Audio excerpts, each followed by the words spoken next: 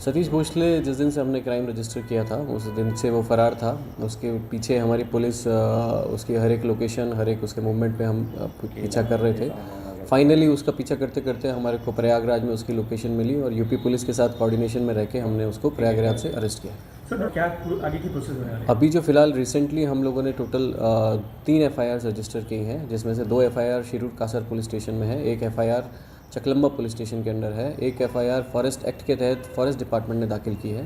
तो उसको अरेस्ट करने के बाद इन सभी इन्वेस्टिगेशन्स में उसको लिया जाएगा। बीड में उसे कब लाया जाएगा? बीड में अभी ट्रांजिट रिमांड की प्रोसीजर लेके कल या फिर परसों तक बीड में ला लिया जाएगा। अटक की गई है, क्या पूरी जानकारी? हेडलाइन्स प्रायोजक राजयोग पेंट्स, आनंद तुमचा रंग आमचा।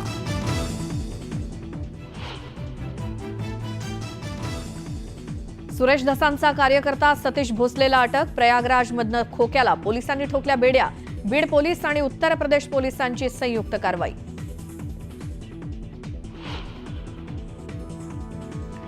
दोन्ही बाजूच्या नेत्यांनी अडचणीत येतील अशी विधानं करू नये, कायदा सुव्यवस्थेचं भान राखा। नितेश राणेंच्या विधानावरनं अजित पवारांनी टोचले कान।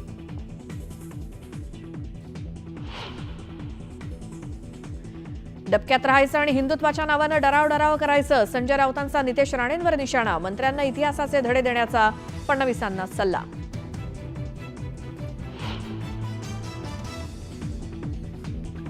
मल्हार सर्टिफिकेट मुद्द्यावरनं जेजुरी देवस्थान ट्रस्टींमध्ये संभ्रमाची भूमिका। ट्रस्टी राजेश खेडेकरांच्या भूमिकेशी इतर ट्रस्टी असहमत। ट्रस्टींमध्ये सहमती नसल्यामुळे चर्चांना उधाण।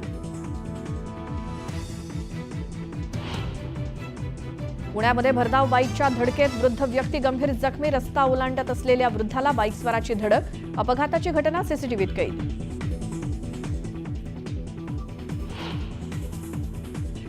पुण्यातल्या स्वारगेट स्थानकातील सुरक्षा राम भरोसे। ऐन मध्यरात्री बस स्थानकातील वीज गेल्यामुळे प्रवाशांचे हाल।